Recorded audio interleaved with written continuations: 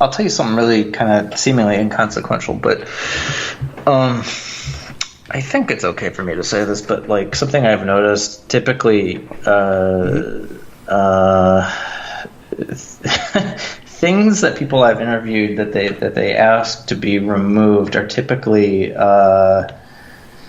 like references to people using drugs. So it's funny because like I think it's a very rote and kind of dumb argument to even get into at this point. Just like are video games art? I think it's pretty reasonable to expect that like associating artists with drug use is like not an unusual link, but it's funny because like I think that many people's perceptions of people who play video games often is like if they're not eating potato chips, it's like they're a stoner or something like that. Where's the Mountain Dew and Doritos? Yeah, or the marijuana that precedes both of those. Both both parts of that feast. But I mean it's funny because like whereas that is a reasonable link. Like you'll never hear stories about like people making games using drugs. Like it's not like it's really that interesting of a thing altogether. But it's a lot of things are just sort of masked in this like it's a conversation about selling, and it's like it's very nebulous. It's not about. Well, it's just like it's not about where it came from. Yeah, but even on a more basic level, it's like not even like enabling it to be about like people making it. It's always drilled down into like it's a developer. Here's one person that made all of that. Somehow they're associated with it, and right. Yeah. It's either your Jonathan Blow or your Blizzard, the entity. Yes. Yes. You're either the super pretentious guy who knows all this weird stuff that's unrelated to the video game, and he doesn't actually nail down to his creative expression, or it's the big corporate entity building something and selling you it. Well, you had mentioned too, like just a little bit of in mentioning selling, like quote unquote mainstream websites about games, and I mean you had mentioned PC Gamer and IGN as things you used to read a little bit more closely. You said that they were very, they had a lot of stuff that just felt like Facebook bait, is the way you put it. I mean, yes, in recent years, it's like I've noticed it a bit more. I was just like, oh man, that kind of sucks. Well, like so, what kind of stuff are you noticing? PC Gamer, one of my favorite examples is in the past couple of years is like, this sounds crazy, but I feel like I was a bit more personal with that magazine back in the days. It might have just been because I commented in the podcasts, I sent in questions. The later editor-in-chief of the magazine, Evan Lottie, I was just like, oh, that guy's cool, because he's from Michigan as well. I was just like, oh, that's kind of neat. And I played some games of Left 4 Dead with him a couple times. He invited me. I was like, oh, sweet. Get to play with this dude who does a job that I like, or, the career that's interesting. And it seemed like the staff and like how they'd even write about each other in their articles sometimes if they're just messing around. There's a slight little joke about some of the staff members nearby, or the podcast would talk about things going on in the office. It would ground it a bit more instead of just constantly talking about the product. It felt a bit more personal. Even like the writing was, I mean, PC Gamer still kind of does this, but it was a bit more geared to make sure that the people, this is elitist technically, I think, the people who read that magazine were the people who took pride in the platform or of the PC and how it's this fantastic platform. These days, though, I know there's a podcast. I haven't really seen if it does the same thing, but a lot of the articles that circulate on PC Gamer is all stuff that I already find in the rest of my Feedly views on Gamma Sutra or on... I don't know who else I follow. Stuff I find out in the Super Best Friend podcast, stuff that's up on YouTube that people report on that happened today, or and stuff that's also on IGN. And the clickbaity thing, the one that really put the nail in the coffin for me and made me say, "Yep, PC Gamer's just taking the same stuff that's shoveled up from Kotaku or Rock Paper Shotgun or any reputable source and just doing it again," which I know that's what happens in press in general, even that's not related to video games. The one that put the nail in the coffin for me on that was I can scroll through Facebook and I find articles of PC Gamer putting up, what was it? It's their 4K screenshot gallery for No Man's Sky or for Dark Souls 3, and it's just, hey, we rendered video game pictures on our gigantic, expensive monitor setup that you can never afford, so you can look at these awesome pictures of the game. And I was just like I go to a site called Dead End Thrills, fantastic site, by the way, of people who spend tons of time modifying the game using they basically do in-game photography. They spend tons of time getting shots that they want in a very particular way as a creative expression. PC Gamer is just posting Facebook articles of, hey, we got a 4K screenshot gallery. I'm just like, isn't there something else we can do interesting with video games than that? If you're gonna like write about them, like I almost wanted to ask you, I'm sure there's levels of frustrating for you just because you've been doing this a while, so some of it just gets repetitive. But do you know of like any publications? Like I know PC Gamer, at least they used to be owned by Future US, I think. Like, do you hear talk about publications at all trying to find more interesting or hands-on, engaging things that work? Because like anyone can make the argument that Let's Players, it's not like they make millions or anything. I mean, there's a couple who are very successful at what they do, and it's very difficult to become that successful, but it's still, a lot of people are still preferring to it because it's either an open and honest discussion about the game, or it's immediate footage of the game and people responding to it, or you can see what the game's like to some extent. And I almost wonder if like I'm sure publications are going, oh, we got to jump on this because it works and it's getting money somehow.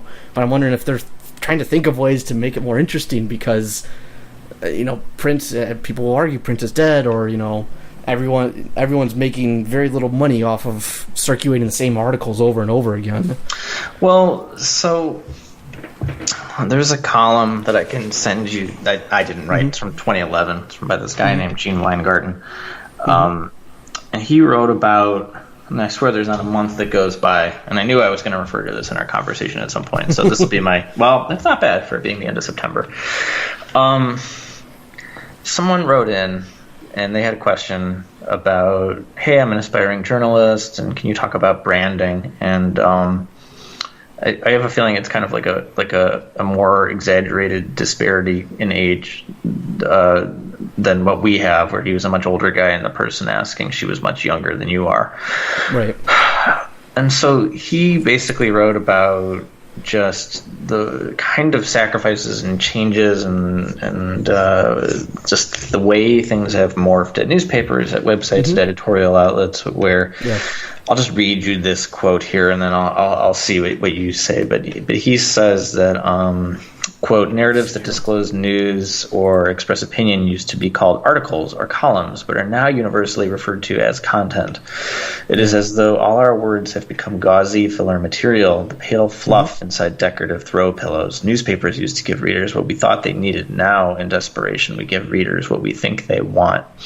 So you talk about, and I've also talked a fair amount about this too, not so much here today, but just the kind of risk aversion that we see in, the big budget sector of the video game industry. I think there's a fair amount of it as well in the independent sphere as well. I think that's less popular to allege, but I think I am grateful to hear increasingly people are comfortable to allege that. I think that, I guess I was going to try to soften a little bit of what I was going to say, but I'll just say, I think honestly, I think nobody really knows what they're doing. I think everybody is scared. I think people are doing the same kind of tight-fisted clutching to things that they hear work elsewhere, and they try to do them there themselves. I think that that's human nature, but I think that also means that it's very easy for writers to overstate the importance of this, but I think that also something that's less often articulated is that, if the media we consume is like garbage, like that's bad for everybody. Like not only is it bad for the writers who aspire to do different or better work, it's bad for the editors who are, unable to attract quote unquote better talent or more experienced talent, or they're not able to keep shops or stables full of, a good mix of people. And that includes, new voices and people who have been around for a while. I think the thing that's really, really awful in the game space is that it's kind of a space where it's kind of structurally indifferent to quote unquote older talent, where there's kind of this notion where like, wait a minute, like you expected this to be professional? No, this isn't that at all. Like you're here for 2 years maybe tops, and then we'll gladly go to the next group coming up. And so I think that widespread as an ecosystem, as a landscape of media outlets, it's just difficult for there to be this feeling of continuity even at any outlets, where where you can remember quote unquote the glory days of whatever publications you liked, but I think it's much more accelerated now due to the internet. I think people are a lot more schizophrenic as far as just chasing whatever it is the thing that they're doing. But I do know, from where I sit, like it's not so much frustrating because clearly I had a reaction to what I felt like is missing, and I decided to just sort of pursue it and explore it and build it. Yeah. But when I do have occasion to click on to one of the quote unquote normal sites, I mean, it kind of it's pretty much as you describe it. And I, for the longest time, I thought that was just me. I thought it was just sort of me feeling like, how come like no one's doing anything all that different? Why is everyone kind of doing the same thing? And that's totally boring. It's totally valid and it's valuable for some people, but probably for people like you and me who do it every day, though. Well, yeah, but I think also like there's the missed thing of like trying to reach out to people who didn't grow up with whatever the Nintendo system is, the N64 or the NES, like for people who like are trying to make sense of it now. And so, I mean, I'm talking a lot too, and I'm just trying to give you stuff to react to. But there's someone else I had interviewed too who also used to write about games, and he's out now. But he made this comment to me that's very apt, but I feel like no existing website today like acknowledges in that, which is like it's kind of ridiculous for like any website to claim that like we can cover all of video games. That seems a bit ridiculous. I think by design, like there are so many decisions that are made at the outset that are so limiting and that spread people so thin that like it's just going to be an exercise in like disappointment. Do you feel like publications are scrambling to cover all of video games still, or I mean, do you get that sense from like the way just constant articles instead of more thoughtful stuff or specialization in an area? I feel like for places that purport to cover all video games, they're still fairly narrow in terms of like what they look at and the approaches that they're willing to take.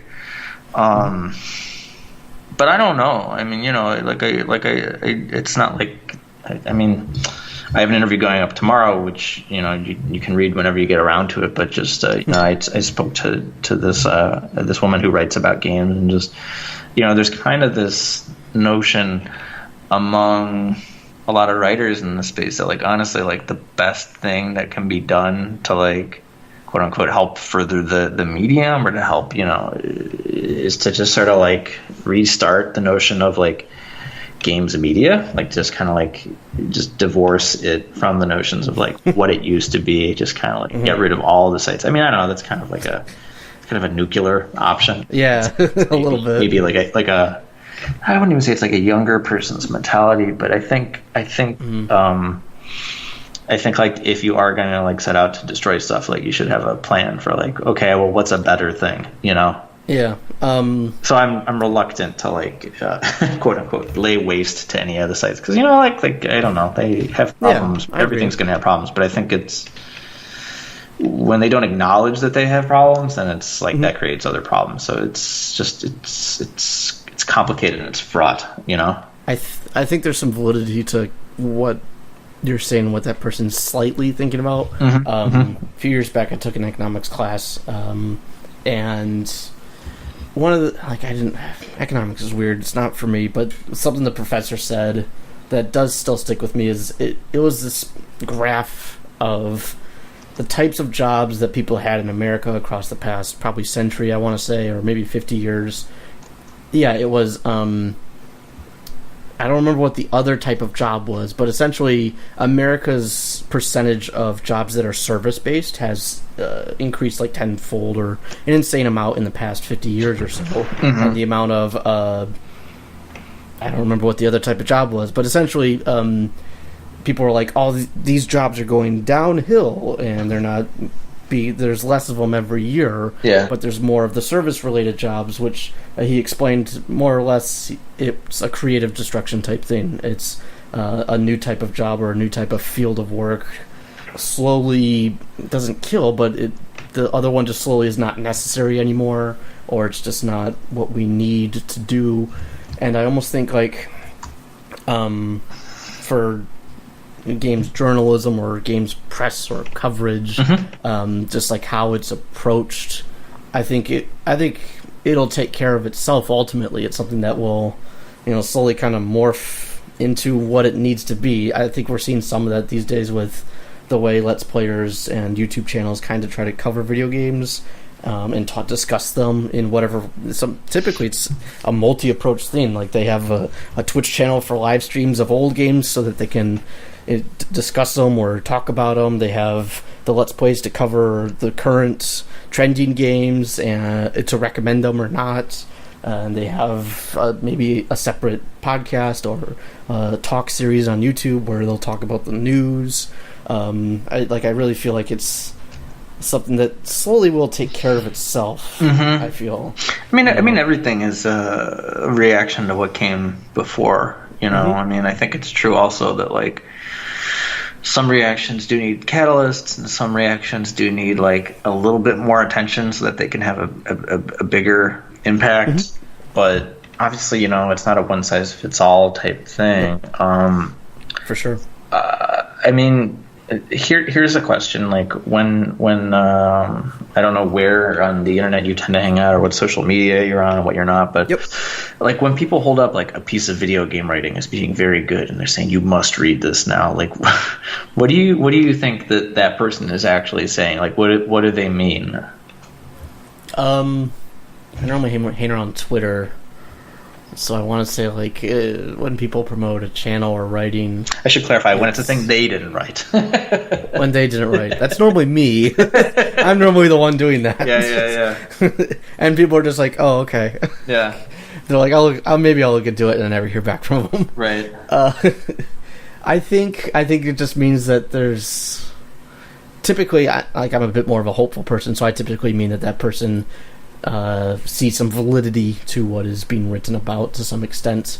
If it's a critical discussion, then I think, this person finds something there. I follow a channel on YouTube called what's it called? Game Maker's Toolkit. Fantastic game design channel that analyzes video games, and it was recommended by somebody from the Extra Credits team. He was just tweeting out awesome YouTube channels. He's like, you catch this one, it's really cool. So normally for me, I see it as just somebody endorsing, more or less, being like, I like this thing, let's look at it, talk to me about it. Yeah. Are there things that, I guess we may have mentioned it before, but you mentioned it with community, you mentioned it a little bit with the media. Are there like, aside from like critical discussions, are there conversations or articles or things you feel like you never read about that like you wish you could? I kind of said it before. Right. More things, like if it wasn't a documentary series of its own, more things maybe along the lines of what we see with the Double Fine Adventure. Right.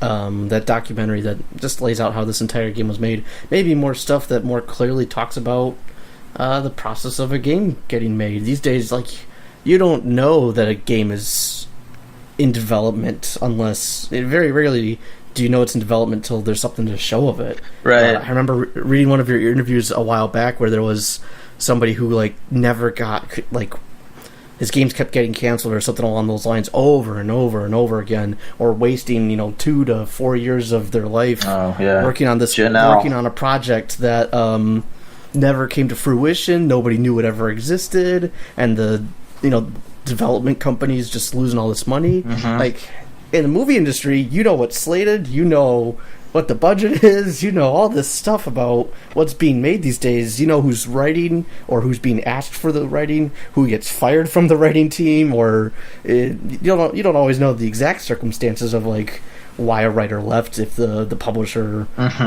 said we don't like your writing style, or if the writer just said something mean to the publisher and they said get out, but at least we know more about stuff like that these days. It's like Kojima walked out on stage during E3. Oh, I have a video game. Oh, okay. we didn't know you were making one. Yeah, I've got a video game. Here it is. Yeah. I'd love to see more of that, where it's just a bit more honest, a bit more we just kind of know what's going on. To some extent, it helps for sure. Yeah. We hear about delays, but I bet that's normally, back to your marketing perspective, that's normally just so retail outlets know to push back pre-orders or something. It's not even a thing of like, oh, we're sorry the game's being delayed, or hey, the game's being delayed because this feature we're trying to put it in the game. That kind of brings me back around to how you were talking about how your series here, Don't Die, has been this like not exact coverage, but this avenue where video game discussion or coverage works for you, and how everybody scrambles for the thing that works. But it may be a smarter idea sometimes to move into something to try something out, and if it works, to stick with it for a bit. Like, YouTube channels these days, they run into all these difficulties of YouTube's revenue services, right?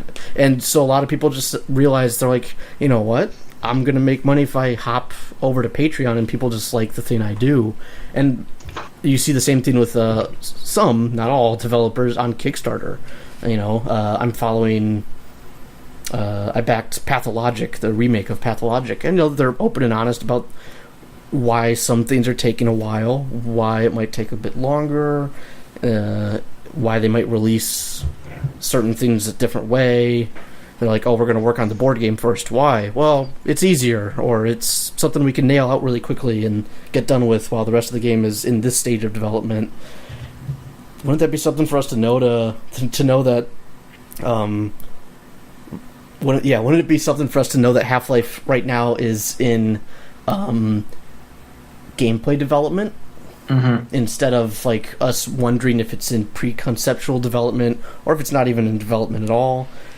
Like, if there was more talk about stuff like that, it might even generate some discussions from people who don't know about it, where they hear like, oh, it's in this stage of the software development cycle, and somebody says, what?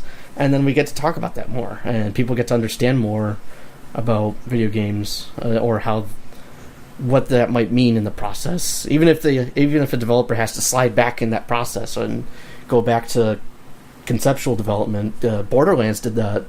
It was like this working, fleshed out game, but it was boring. It wasn't interesting to look at. It looked so bland, they said, and they realized that they really liked the way the game looked in the concept art. They said it looked really cool in the concept art, and so they redesigned like all of the game's visual elements to be cell shaded with these thick, interesting cartoonish lines, because that's what the concept artist drew it like. Yeah, I remember reading about that like back in 2007 or 2008 or so. And they kind of used that as like a tool to boast the game more, because once again, it's more marketing tools. But it was at least something where we understood a bit more of the process, or what's going on with that process. Maybe we can know more about like how many people are working on a game. How many people are working on Half-Life right now? 10? Oh, well, that's why it's taking 20 years. Whoops, we forgot to put more people on it. I mean, I think it's kind of ridiculous that like the kinds of things, the very basic things that are revelatory, like it shouldn't be revelatory like the number of people that worked on a game, but it's very difficult to explain to people who don't follow games, to people outside of it, like just how truly different and how truly under wraps a lot of stuff is. It's something I run into from time to time with just when I try to pitch things that are a little bit more, I guess you'd call it inside baseball, but it's more just like, this is a really interesting cross section that like no one's really writing about, no one's really looking at. It's just like I want to write about it for an audience that like isn't as exposed to video games as often, because while I do think it's right that like in time these things will sort themselves out, but I don't think it's time alone that's going to sort themselves out. It's like we have to be a participant in that time and fill it with attempts to cross-pollinate it. But I don't know. Well, so I don't know. I have like one or two more questions here for you, and you're under no obligation to like have to ask me questions. I think I imagined I had more stuff geared to like, well, talking about like your intentions of becoming a writer in the space. It sounds like you sort of sorted that out, so that's a moot point. I don't need to raise those questions. But I mean, were there things that you didn't get a chance to bring up that you wanted to bring up, or you don't have to? But I just wanted to. Before we there is one other question I had for you. Sure. You fleshed it out in the email, but maybe it'd be interesting for your readers as well. Okay. Which is from my perspective, Don't Die went from this thing that a friend of mine retweeted your article with a former gamer, and I was just like, oh, that's kind of cool. Yeah. And I started reading more of it, and then suddenly, you're interviewing Peter Molyneux and Jesse Schell. Speaking of which, I got to read that interview. I don't know if you've seen his talk on gamification from 3 or 4 years back, but it's phenomenal. I have, yeah. I love that talk, so I need to go read that interview because he fascinates me, the work he does. But it's kind of grown up and blown up in a really interesting way, from my perspective at least. So I'm kind of curious, even though we already discussed it, where you think your stopping point for Don't Die is, where you want to take this. I'm just laughing because now I'm interviewing you. Yeah, no, it's fine. It's only fair. I mean, it's funny because I'm laughing because I had a talk with so the site, I always say it's just me, but I always am also quick to correct myself that it's me, and there's a guy who takes my intentions and words and rambles and actually builds the website that's up. And we were talking today, finally having a conversation about Don't Die 2.0, which basically just means stitching in a lot of the stuff that we wanted to do at launch, but we just couldn't get working in time, or just didn't have the ability to get working. And so, I talked to him. I was like, hey, we should really start talking about like, when Don't Die is over and what that's going to look like. I feel like it's a thing I bring up increasingly, and Mark, the guy who builds the site, just says like, oh, that's really interesting that like, having a project that ends, because most things for the web just kind of just atrophy, or they disappear, or people are like, oh, I'm not going to update it anymore. Same for me. I mean, in the same spirit of not wanting to be accused of false advertising, I can't really tell you too many specifics, not because it's mainly because I don't really know them. I do know that I thought I would have been done by now. I imagine it maybe has another year left. I mean,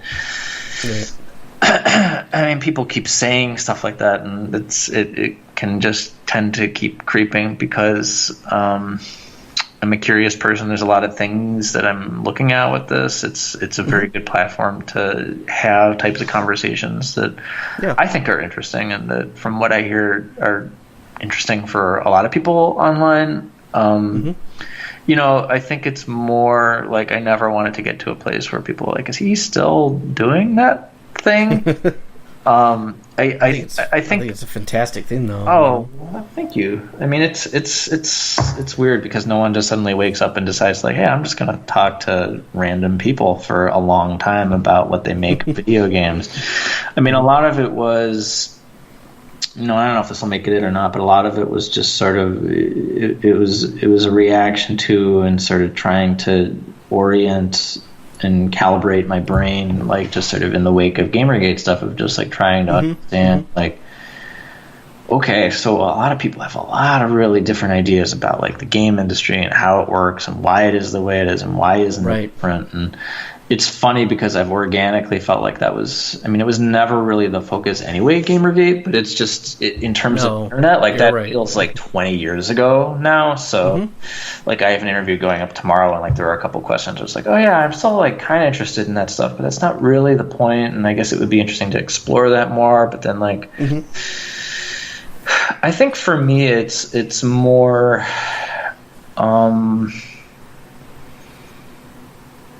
you know, have I thoroughly explored it? Have I really sort of come at it with a lot of the angles and all the angles that I can think of before it starts getting into like, well, it really feels like it's repeating itself. And I've, you know, you can read this anywhere else. I mean, I kind of had always joked like, hopefully this thing will make itself redundant, you know, where like other people will be going much further than I am. But it's such a weird thing, and I, for me personally, like I tend to like get weird talking about it because I forget that like talking about it is not the same as talking about me, even though like it is basically me. I mean, so I'll just talk a lot, and then we can act like that was an answer. But what was your question again? And I'll see if I can take another crack at it. What was your question? Like, do you have an end game in mind? Do you know where you want to? Do you have a gauge by which you can look at Don't Die and say it succeeded what it set out to do? Are you looking elsewhere for conversations about video games and saying this problem isn't fixing itself yet? You know, the thing that the real problem behind Gamergate, not the journalistic integrity or whatever.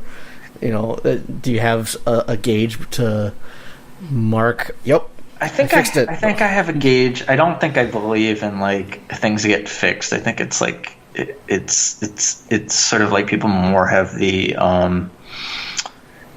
tools or the skills to understand and to deal and to talk about. Like I think that's like one of the biggest things that like I feel is always lacking in the game space. It's just like there are so few conversations that feel like it's between human beings, and it's so. I mean, this is, you know, very anathema and counter to conversations about marketing, conversations about products. This is strictly about people. So I would say, although this sounds like a cop-out, I have gauges to sense like when it's going to be over, and I check them daily, but I don't know what they are. I just try to always like talk to as many people as I can, and I try to be as present as I can for each person. And you know, it's weird because I talk about it like I hope it helps people, but I have no way of knowing, and I don't know if that's a knowable thing. Like it could be like years before I know whether that was the case.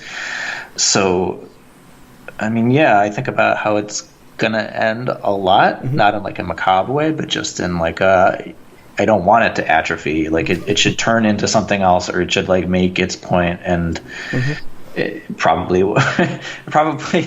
you know, it would be a thing where like, well, it'll be up to people to tell like whether it made its point or not. Because I'm kind of a firm believer of, although I am the common denominator of it, like I'm like this weird invisible character of it where it's very, very not about me.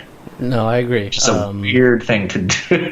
No, that totally makes sense to me. Yeah. So like from your perspective, and it doesn't fix itself, but like you wake up one day or for a month you're working on Don't Die and you realize, oh wow, video games are way better. I don't need to worry about this anymore. That's what the end game looks like for you. Well, it could be that, or it could be that, or it could just be like, you know what, this is a losing battle.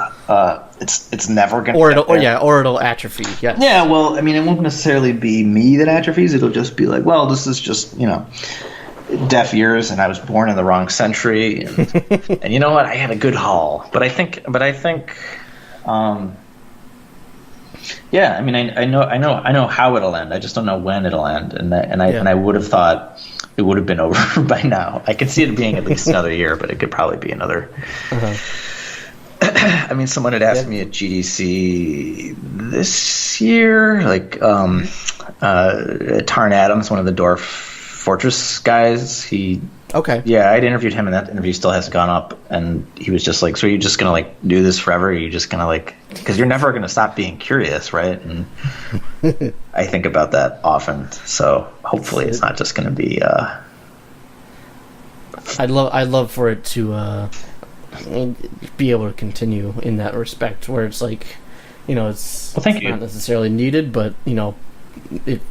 Well, I hope it's needed. I mean, hopefully, like it's a some thing. of the reason I think about this more is like, especially now that you're talking about it and mentioning the things you've just mentioned. Yeah. This past year, I've never done a New Year's resolution and actually done it. So I said to myself, with all the stuff that was going on in my life, Right. I wanted to test myself. I said, can I build a mix? Because I like electronic music, trance house, electro house. I love deep house, all that stuff. Mm-hmm. I said, can I build a mix once a month? Like, I had been building them pretty frequently at like random spots. I normally tried to build like 2 a year, and then I built like 3 or 4 in 1 year. And I said, how about I try building one once a month? And I said, okay, let's do that, and let's try to, as like a quote-unquote mission statement, I said, let's make it a podcast where I get to share my library with people, the ever-growing library of music I have, and explore the hope in it, because, well, my dad and my stepmother were both going through cancer, and I said, hope's a good thing, I kind of need it, so I started doing that, and I'm uploading another episode tonight, actually, and, 9 months in, I'm still doing it. It hasn't found an audience yet, and I mentioned this earlier to you. Whenever I set out with these creative pursuits, I set out to learn something, so like I'm testing myself to learn new mixing techniques and all this stuff. Like I bought a mixer, I'm getting one soon. I've been building them by hand through a DAW, and so I set out to learn something, so I still gain from it, even if this flops or if my show Typer Time just doesn't really do anything. It just kind of works for a year, and I accomplish my New Year's resolution, and I've learned how to make mixes pretty well, and I enjoy it. And if it's not fun anymore after that, I was asking myself across August or so, I was saying, do I want this thing to keep going after I finish my goal? Do I want to keep making episodes? And there's nobody there listening to it, no one going, oh, this is really cool, or, oh, you love music that I do, leading to critical discussions about music, because that's always what I'm pursuing, critical discussions. I wondered those same kind of questions you're asking yourself, where it's just like, well, should I keep going, or, is there...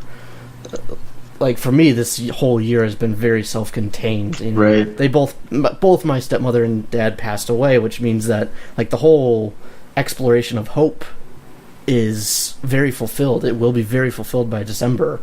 And so, I'm thinking to myself, is there something that I can create that will serve some purpose, not just for me, but maybe for some other people a year down the road? But, I'm not sure. I'm definitely going to keep going with it. I decided to. But it was one of those things, I had those conversations with myself, like, every day for a week or a couple weeks, saying, like, do I want to keep doing this? And mainly I'm reminded by electronic musician, you probably heard about him since you're older than me and old enough to probably hear about him, Moby. Sure, yeah, I've heard of him. You've heard of Moby. His breakthrough album, Play, was after a string of mediocre to failed albums. The one before Play was Animal Rights, and it was this catastrophe, and he was going to quit music. And Play came out, and it also wasn't successful right away. It took him 18 months. He was a U.S. musician trying to do electronic stuff, and he was unsuccessful for the most part.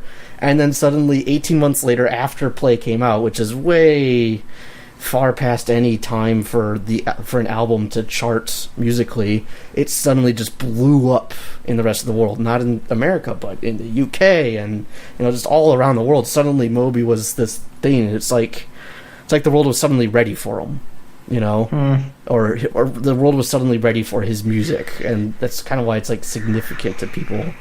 And so that's kind of something that encourages me to think that in whatever creative pursuits I go with, even if sometimes I let them go, there's probably an audience for them, and its purpose might be fulfilled, but just in a time you don't expect it. I think, well, I was reminded of this because I emailed someone about this the other day, but I tend to say this anyway, but I think sort of the missing dynamic, a lot of these conversations or the thinking about doing any sort of creative project or whatever is there's something to be said for the pinball effect of okay, say not you, but the proverbial you know, you do a thing, and there's something to be said for just like getting it kind of out of your system and trying it and exploring it, really getting deep in and doing it. And, you know, whatever your metric is for success, you know, whether it's like one person liked it, 100 people liked it, or 10 people liked it, or nobody liked it. But, you know, like maybe the point of the thing is just to do the thing. Just to do it. Just to do it. And like, I mean, the Moby thing is an unusual example of it. But like, yeah, I mean, it may be not even necessarily that 18 months later that thing you did gets successful, but it might be like 18 months later, because you did this thing, it makes you think of something else in another way, and then you do that thing, and then that's the thing you do, and then maybe that, you know, it's a bigger picture than we think. And I think like part of why I get a little blabbery about like, you know, do I have a gauge for when this ends is, you know, if I knew how it was going to end, like it probably would have already ended. Like it's a thing where I mean, I'm not patting myself on the back, but it's just like I'm just kind of surprised for the new avenues and things that I find to explore. And I mean, it may look easy-ish because like a new interview goes up every week, but there's a lot of just legwork and getting people, you know, I get a lot of people, I reach out to a lot of people in addition to like people reaching out to me, and there's a lot of legwork of just like getting people comfortable if they don't know anything about games to talk about games, because that's a big direction that I was pushing more in this year. And you know, it's a lot of listening. So like it's feeling out where the point of this, ironically I'm cutting you off when I say this, but the point of this is to listen to other people. Sorry. No, it's funny, but yeah, you're feeling out how far you can stretch it, right? And I don't want it to just become like a parody of itself or just too self-referential, but I like that. Well, let me ask you this last question, and if you've read others, you've seen this question down at the bottom. You probably know what it is. I hope I am right. Probably know what's coming. Well, you know, so we talked a lot about like trying to find community, and a lot about just media and the things that we talked a lot about, like the absence of things. But what do you think that video games have accomplished? Knew that one was coming. Yep. Okay. I always talk for a little bit just to let you know. Yeah. You'll go in a direction. You'll go. I think they've, like, for starters, I mean, they've accomplished becoming recognized and being this new art form, even though it's, you know, the fact that it's being recognized as art by America's Supreme Court, that's like 5-10 years old now. It's something they've accomplished, and through that and through just becoming this medium, they're accomplishing something that, you know, very few other art forms are, and they've tapped into this ability to empower us people to accomplish what we do day to day. I think that, like, video games make us believe we can do it, whatever it is. That's something that books and movies, I think, don't do. Books and movies and TV, they all let us explore worlds and creative things, or learn, and, you know, all those things we gain from those types of mediums. But video games, I think, is the very first medium to empower people. It sounds a little strange, but I think video games ultimately make us want to be better people, just because, you know, the things that they accomplish through video games, just like any other medium, once it's successful, people start doing really awesome things with it that aren't just making money off of it. You've got the yearly Extra Life charity. You've got other charities. There's that yearly auction that happens. If you look at Pokemon Go, it's this thing where, you know, it's re-engaged kids with the world outside of their house and making friends. There's some difficulties along the way, but, you know, it's new ways for people to bond and connect. You know, the MMOs, a lot of people look at it as social retreating, but in some ways there's entire social avenues for people that had difficulty before. Like, you know, some people who might be a bit more reclusive in real life realize that they can have energy with and social interactions and connect with people across the internet. I certainly have had that myself with many friends. My best friend in the world I wouldn't have met without video games and the internet. And even then, even when the cultures and the people themselves who are in video games sometimes have these antagonistic ideas or perspective towards people. And sometimes there's rotten apples who make video games look like video games aren't going to bring anything great. It only just makes the rest of the people in video games try to stop that. Because we're empowered, because we can accomplish things in video games, we can accomplish things in real life, and that means we can step up and put a stop to stuff, or we can step up and make a change. We can step up and try to make something happen, or try to make something and I think it's accomplished a lot of good things. I think it's got many more accomplishments on the way. I think, per our discussion of things morph instead of just get killed off, and things change and adapt, even though it takes things change and adapt, but ultimately it still takes our efforts. In video games, they're just sitting there, and it takes your actual effort and involvement in them to do something, or to beat the game, or to get good. In Dark Souls terms, it's the get good, or that type of culture. It's sometimes that culture of get good has like this negative connotation to it, but if we get good at video games, and we can empower ourselves to get good at life. And if we can get good at life, then I think we can make good changes in everything around us, in the world around us. And I think because of that, and because of like what video games are doing now, what their technology is looking into doing, and how it's now that it's widespread, now that video games are everywhere, we're just seeing the start of where video games accomplishments are going to go. Like, there's going to be so much more stuff like I can't even imagine. People are talking about this VR stuff. I look at it some, but like I just point back to Jesse Shell's talk about gamification and the type of fantastic people it can make us or turn us into. Yeah, it can also turn us into bad people, but like there's it's fantastic things that await us because of video games, and that might be probably its best accomplishment. That even in its teenage years, I guess, for video games, in its teenage years, it's going to change us a lot.